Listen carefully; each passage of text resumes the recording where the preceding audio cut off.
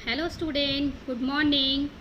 आइए आज हम पढ़ेंगे Hindi third language grammar. Hindi third language grammar का पाठ 6 संज्ञा। संज्ञा को हम लोग इंग्लिश में कहते हैं नाउन। आप सभी लोग पढ़े होंगे नाउन किसे कहते हैं। तो आइए आज हम उसी को हिंदी में पढ़ाते हैं कि नाउन को संज्ञा कहते हैं। तो संज्ञा किसे कहते हैं? किसी व्यक्ति, वस्तु, स्थान तथा भाव के नाम को संज्ञा कहते हैं, है ना। किसी व्यक्ति यानी कोई भी मनुष्य का नाम, प्राणी कोई भी जानवर, स्थान, जगह, भाव कैसा उसके अंदर भाव विचार है, इन सब को हम क्या कहते हैं? संज्ञा। तो संज्ञा का परिभाषा क्या हुआ?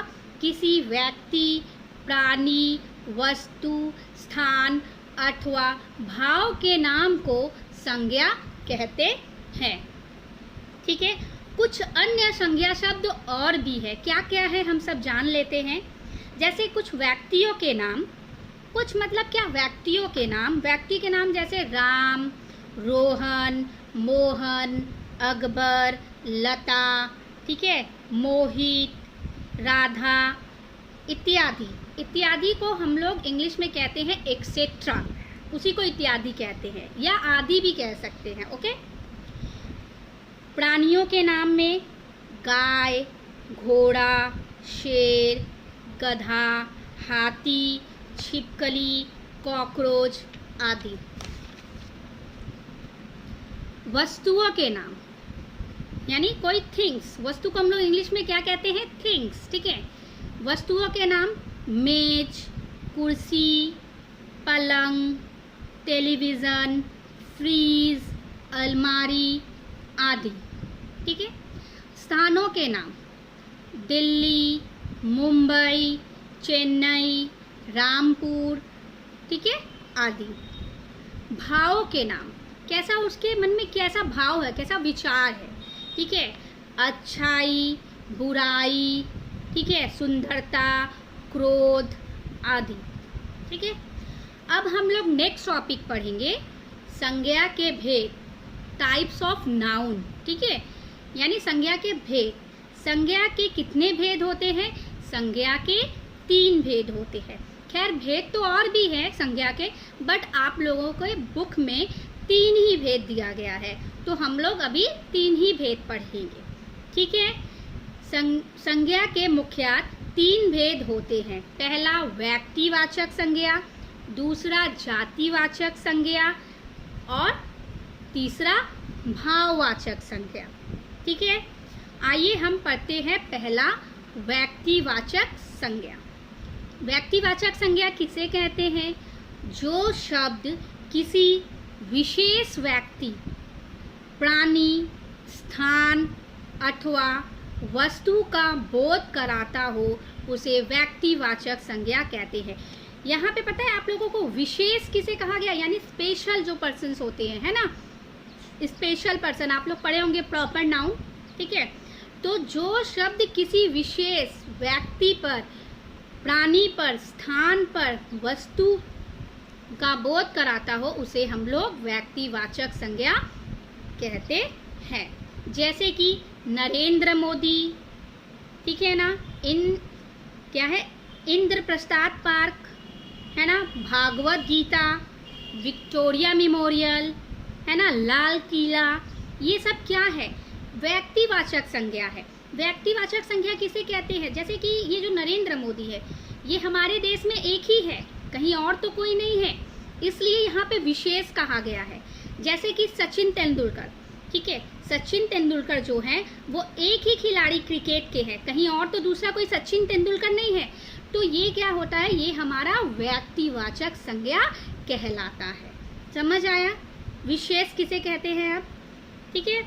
अब हम सेकंड पढ़ेंगे, सेकंड प्रकार, वो है जातिवाचक संज्ञा, है ना। जातिवाचक संज्ञा, जातिवाचक संज्ञा को हम लोग कहते हैं कॉमन नाउन, है ना, एकदम कॉमन हो, हर जगह वो सब रहता है। अब हम पढ़ेंगे जातिवाचक संज्ञा किसे कहते हैं? जो शब्द किसी प्राणी, वस्तु व स्थान की समसत जाति का बोध कराता हो, सभी का, उसे हम जातिवाचक संज्ञा कहते हैं। जैसे एग्जाम्पल विद्यालय, विद्यालय देखिए सभी जगहों पे है, हमारे कोलकाता में, चेन्नई में, मुंबई में, तो ये क्या हो गया, कॉमन हो गया, यानी हर एक जगह पे ये पाई जाती है।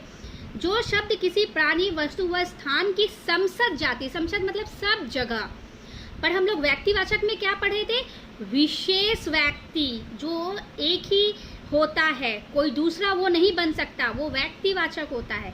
और जातिवाचक क्या है, जो समसत सब जगह, जैसे कि देखिए पार्क सब जगह होते हैं, रेस्टोरेंट सब जगह होते हैं, विद्यालय सब जगह पाया जाता है ना। गाय देखिए हर एक जगह होती है, पुस्तक हर एक जगह, खाली क्या हमारे कोलकाता में सब पुस्तक पढ़ते हैं, चेन्नई, मुंबई, इंग्लैंड, इन सब में नहीं पढ़ते हैं। तो समसत जाति का जो बोध कराता है उसे हम लोग कहते हैं जातिवाचक संज्ञा। ओके स्टूडेंट, अब हम लोग तीसरा पढ़ेंगे, भाववाचक संज्ञा किसे कहते हैं। मैं आप लोगों को बता देती हूँ, भाववाचक को इंग्लिश में कहते हैं एब्स्ट्रैक्ट नाउन, ठीक है।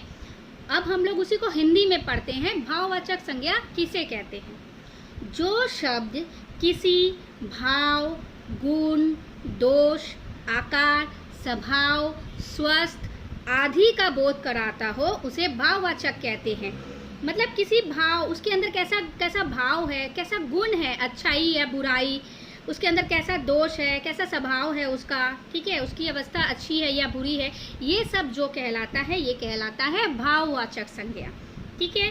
जैसे कि खटास, हम बिना कुछ खाए तो नहीं बता सकते ना कि ये खट्टी है, पहले हम लोग उसको खाएंगे तब हम लोग उसको समझेंगे कि उस भाव से उस स्वभाव उसको समझेंगे कि कैसा है, खट्टा है या मीठा है। अब देखिए जैसे किसी का स्वभाव हमको जानना है तो पहले हम उसको अच्छे से जानेंगे तब हम उसको समझेंगे ना कि ये अच्छा है या बुरा है, तो यही हमारा भाववाचक संज्ञा कहलाता है। अब हम किसी को देखेंगे, जैसे हमने सुना कि कोई एक लड़का है जो बहुत मोटा है, ठीक है, लेकिन जब तक हम उसको देखेंगे नहीं तो हम कैसे समझेंगे कि वो मोटा है या पतला है।